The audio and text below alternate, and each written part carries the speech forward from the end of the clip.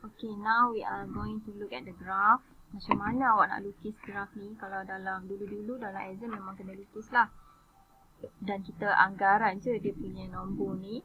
Cuma graf ni awak mula-mula awak kena buat paksi Y dan juga paksi X kan. Y yang menegak, X melintang. Okay, untuk paksi Y kena letak rate of return. Untuk paksi X duit, which is the investment dan juga financingnya. Okay, how to start untuk financing dan investment paksi Y. Kita ambil berapa cost ataupun yang paling minima untuk dia start the project. Okay, tengok balik jadual project. Paling minima initial investment adalah RM500,000.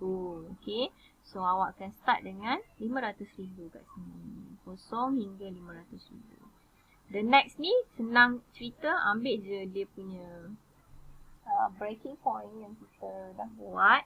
Okay, which is 1 juta, 1.5 juta dan 2 juta. Okay, mengikut breaking point dan juga WACC ni lah. Dalam masa yang sama, pastikan nilai ni juga takkan lari terlalu jauh daripada jumlah cumulative investment. Faham Kenapa? Sebab bila kita nak tanda untuk projek tu nanti kita akan follow nombor ni untuk cumulative investment.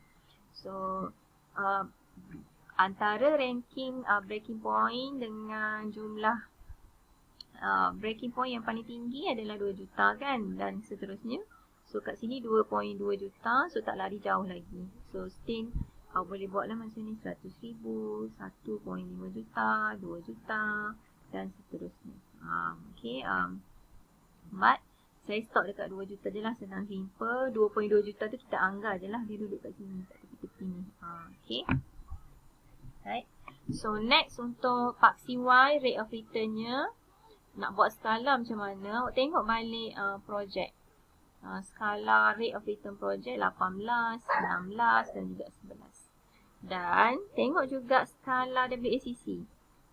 Which is WACC kita kira bermula dengan 11, 14 kan, 14.7, 14.9 paling tinggi. So tak ada masalah. Antara skala project rate of return dengan WACC lebih kurang sama lagi kan. Still antara 11 hingga 20, tak lari jauh.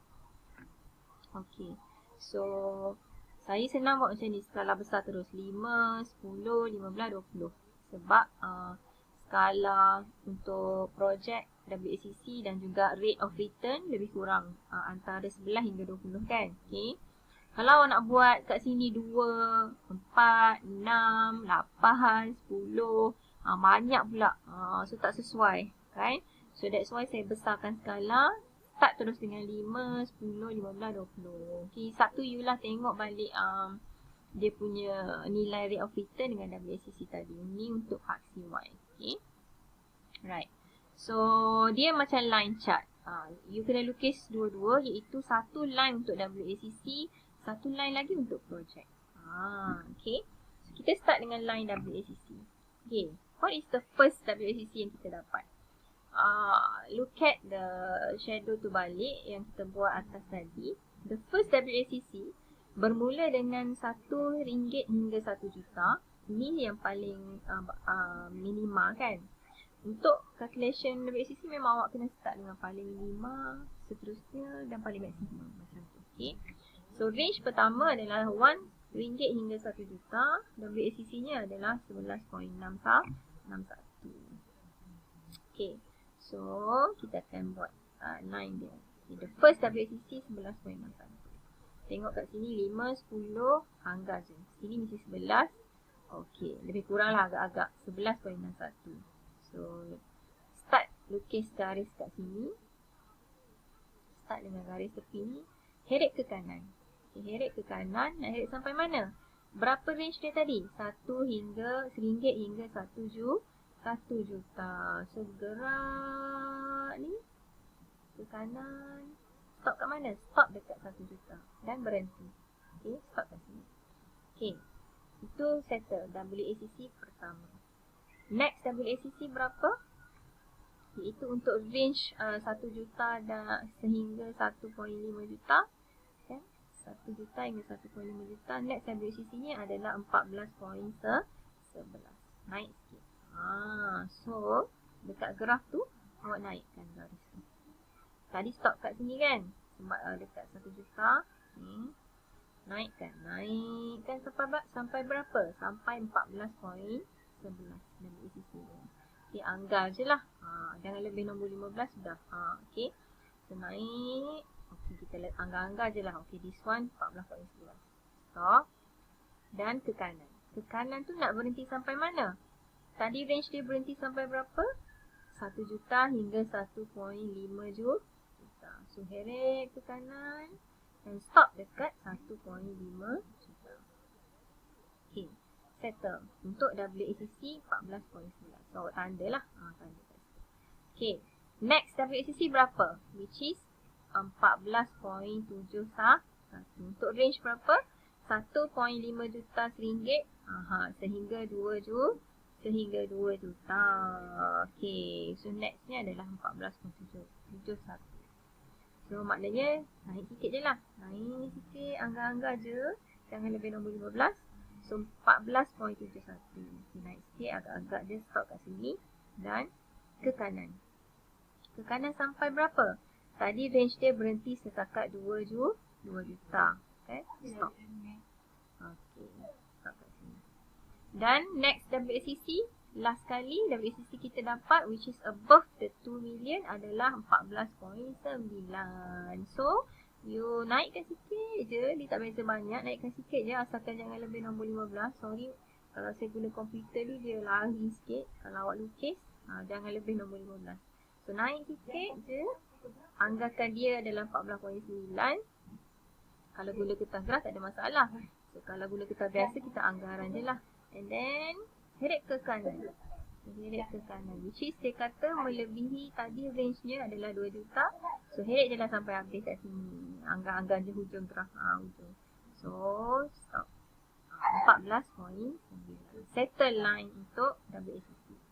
Now line untuk project. Untuk project kita akan start dengan projek yang paling tinggi rate of return, iaitu Baiduri. Rate returnnya adalah 18. Start dengan Baiduri dulu. Okay, so kita akan start dengan Baiduri. Anggar je 15, 16, 17, 18. Contohlah kat sini. So awak heret ke kanan. Nak heret sampai mana? Berapa initial investment untuk kos projek Baiduri? Dan juga dia punya cumulative. Dia berhenti setakat 500,000.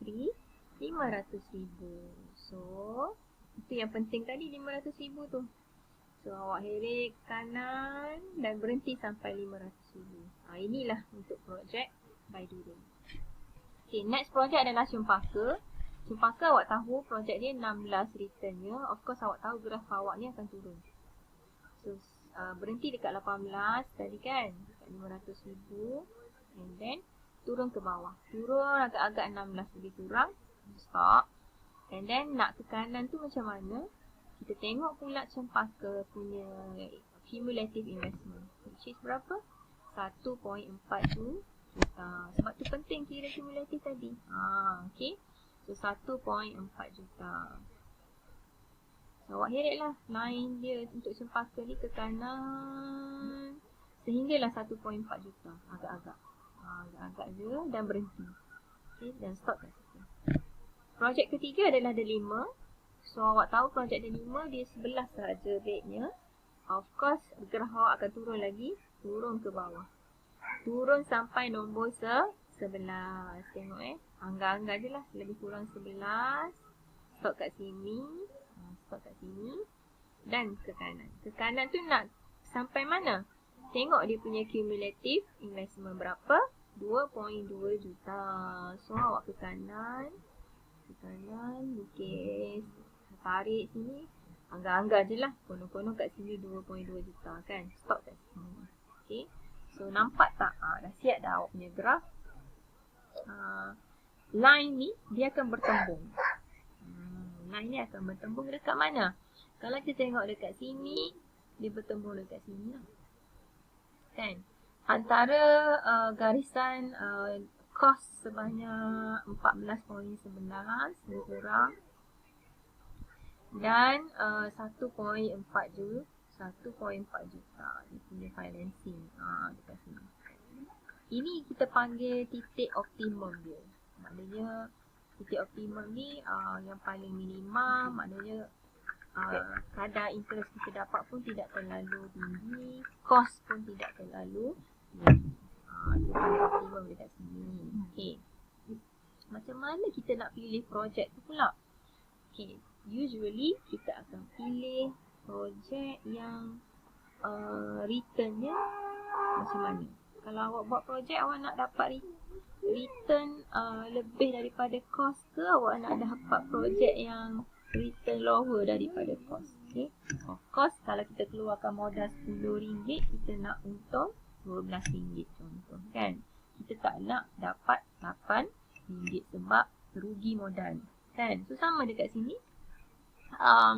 Projek yang kita akan pilih normally yang melebihi the cost lah. Yang lebih daripada cost WACC. Right. So nampak tak projek mana yang lebih cost daripada yang lainnya lebih atas daripada line WACC. Okay. Baiduri dengan Cempaka. So kalau tengok projek Baiduri, return dia 18. Okay. Dan WACC masih lagi sekitar 11.61. Still okay lah, awak dapat return banyak daripada cost ni. Okay. Untuk Cempaka still masih okay. WACC nya walaupun dah meningkat kepada 14%, tetapi return awak dapat adalah lebih kurang 16% kan. So kalau dia pergi ke kanan ni pun line dia masih lagi di atas garis WACC. What about delima? Delima dia dah turun dah melebihi line WACC ke bawah, which is returnnya adalah 11. Takkan awak nak buat projek return hanya 11%, cost je tengok masih lagi tinggi, 14 hingga 14.9%. Sorry saya tekan. Okay. So maknanya delima tidak menguntungkan, rugi. Awak akan end up rugi. So pilih projek yang mana, awak boleh tulis dekat sini. Choose project Baiduri and Cempaka because the rate of return is, kalau saya sebut simple, is higher than WACC. Maknanya higher than the cost. Macam tu. So barulah settle sepenuhnya soalan yang awak jawab ni. Okay. Soalan ni biasa kalau dalam final memang banyaklah markah dia okay. Untuk WACC. Okay. So faham harapnya boleh faham. Dalam buku teks dia nampak complicated sebab buku teks awak dia ada buat contoh dia buat banyak projek, 5 something like that. Ada 3 range, 3 capital structure juga. Ada 1, 2, 3, 4, 5 range dan 5 projek. So graf dia nampak lagi complicated dan jadual pun nampak complicated, tapi tak ada apa sebenarnya, benda yang sama je. Okay. So untuk soalan ni adalah soalan Disember 2018. So 20 markah lah untuk soalan ni. Waktu panjang sangat dia punya calculation pun. Okay. So good luck.